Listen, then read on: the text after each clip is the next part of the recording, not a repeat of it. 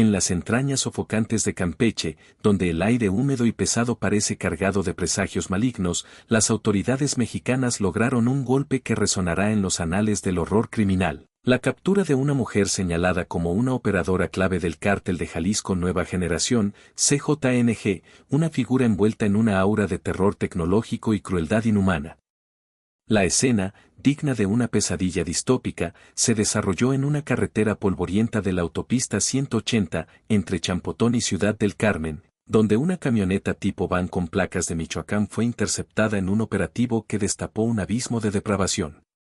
Dentro de ese vehículo, que desde fuera aparentaba ser un transporte familiar inofensivo, viajaban 5 adultos impregnados de un aura de peligro mortal, 4 menores atrapados en un destino que ningún niño debería conocer, y un arsenal que parecía sacado de un filme de terror apocalíptico.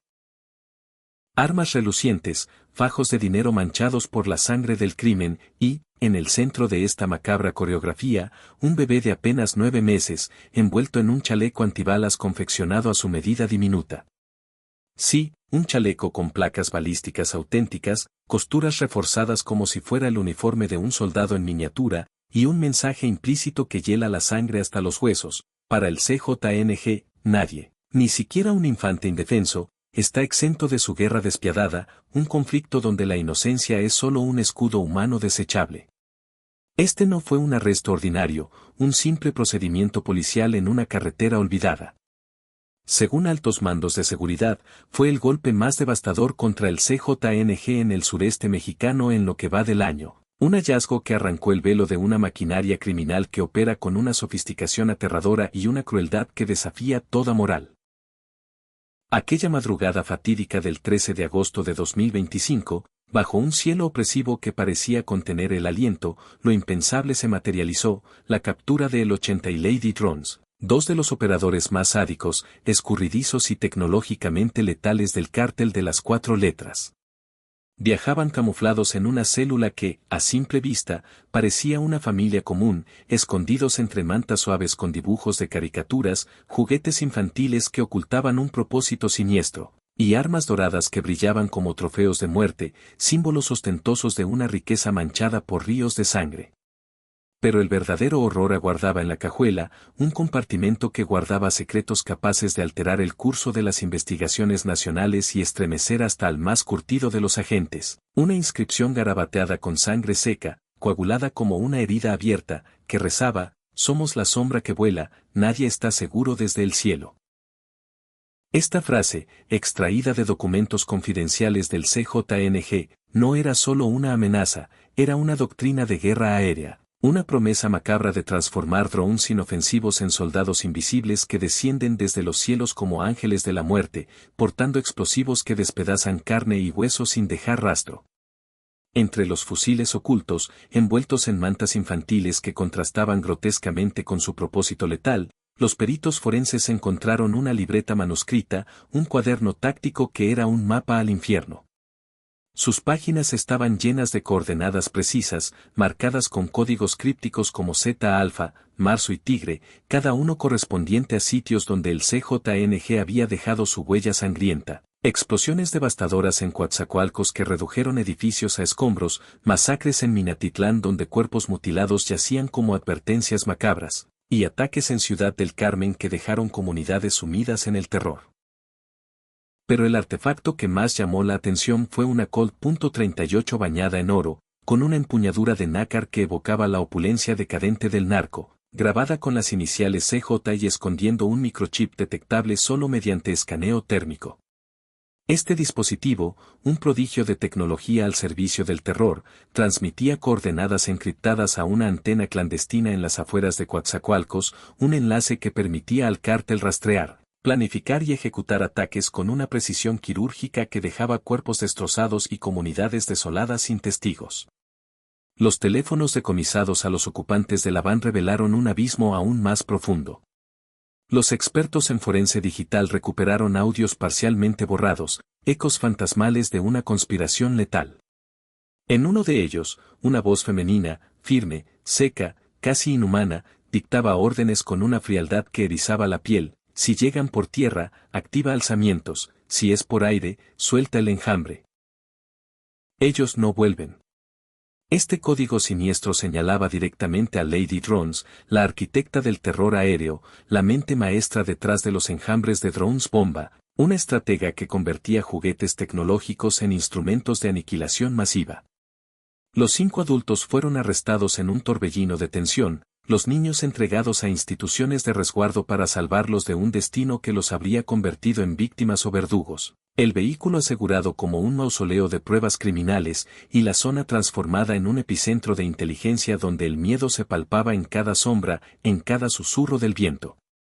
Omar García Harfuch, el secretario de Seguridad Federal, fue notificado en una llamada de emergencia que cortó el aire como un cuchillo.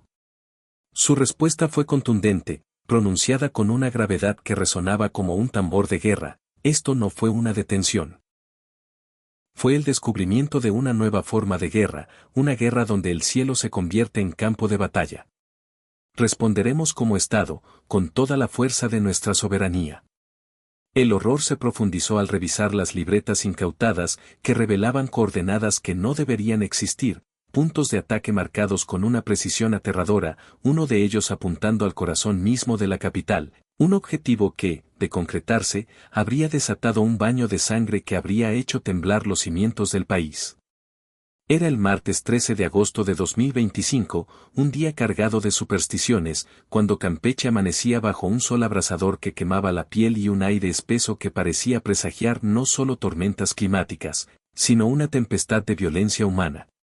La autopista 180, en el tramo entre Champotón y Ciudad del Carmen, era un escenario de calma engañosa, con solo unos pocos vehículos dispersos. Traileros exhaustos con ojos inyectados de sangre, taxis regionales que traqueteaban en el asfalto agrietado, y esa van blanca con placas de Michoacán que se mimetizaba como una serpiente venenosa entre el tráfico lento.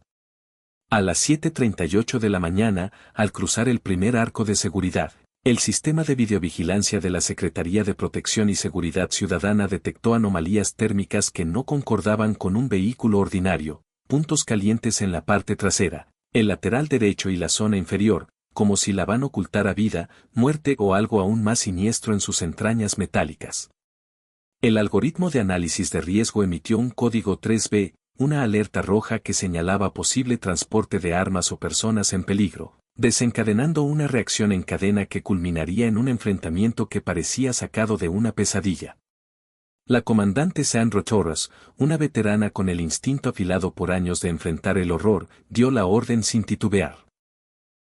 Activen filtro móvil.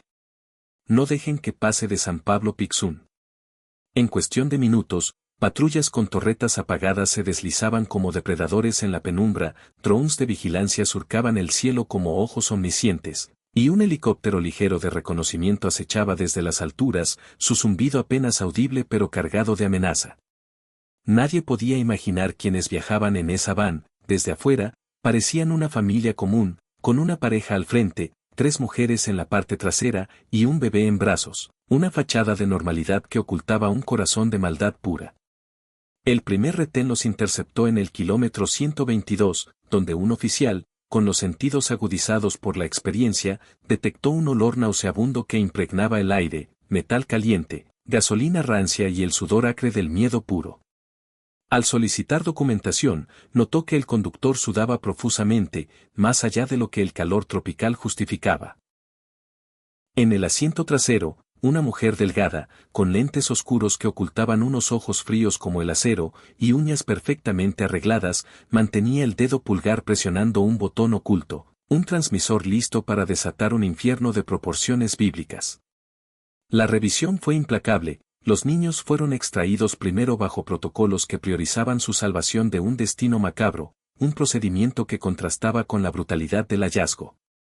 Un agente, al abrir el portabebés, retrocedió 2 pasos, con el rostro desencajado por el horror, un chaleco antibalas adaptado con placas de cerámica real, diseñado para un infante, un símbolo grotesco de cómo el cártel pervertía la inocencia en un escudo humano para sus guerras de sangre.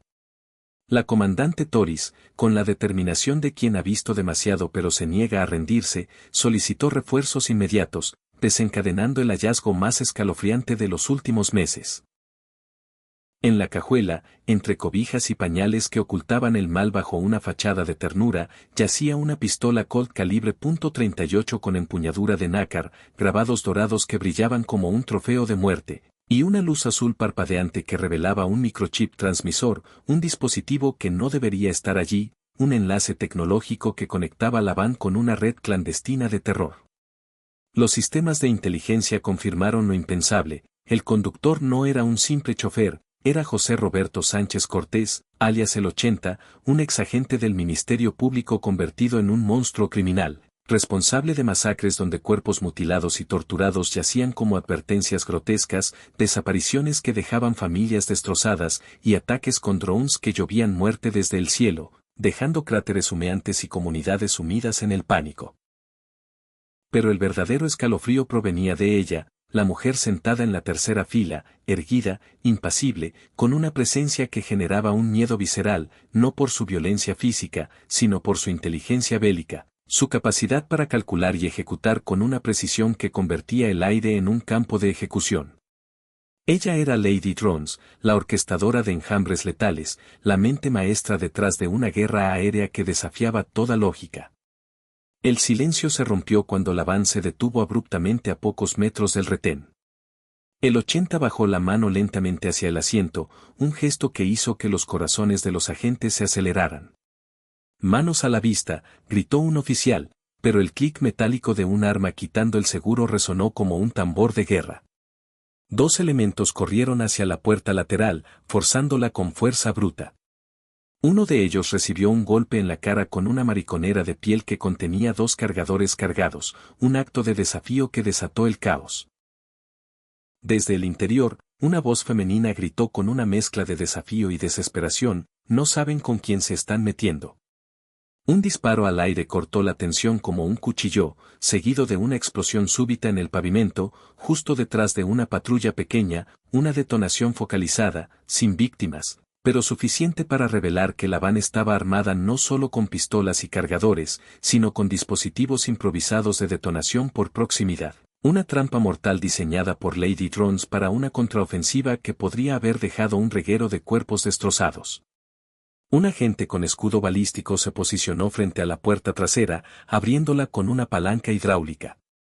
Dentro, el bebé, 3 niños más, y al fondo, entre mochilas con peluches que parecían burlarse de la situación, un compartimento oculto contenía 3 drones desmontados pero listos para ensamblar, modificados para cargas explosivas capaces de pulverizar vidas en un instante. «Tenemos enjambre». «Repito, tenemos enjambre», gritó un agente, su voz resonando en la frecuencia interna como un trueno. Los drones estaban diseñados para transportar hasta 2 kilogramos de explosivos, con sensores térmicos que detectaban víctimas como presas, baterías de larga duración para vuelos prolongados de destrucción, y chips de geolocalización programados con un destino claro, una base del ejército en Campeche. Pero el horror no terminaba ahí. Una computadora portátil, aún caliente, conectada a una batería independiente, mostraba en su pantalla un conteo regresivo de menos de 3 minutos, un tic-tac que evocaba el fin inminente, un reloj de muerte que amenazaba con desatar una masacre si no se actuaba con precisión quirúrgica. Esos 180 segundos fueron los más tensos del operativo, un enfrentamiento contra el tiempo donde el sudor se mezclaba con el miedo a la aniquilación total.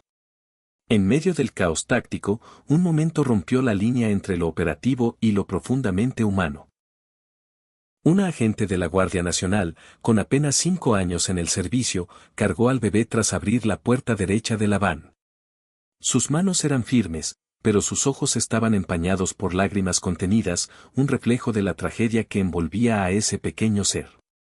El bebé, con una camiseta amarilla empapada de sudor y el cabello pegado a la frente, no lloraba. Solo miraba con ojos que parecían comprender, de alguna manera imposible, que algo estaba profundamente mal, que el chaleco que le habían puesto no era un juego, sino un símbolo de un mundo que lo había condenado antes de nacer.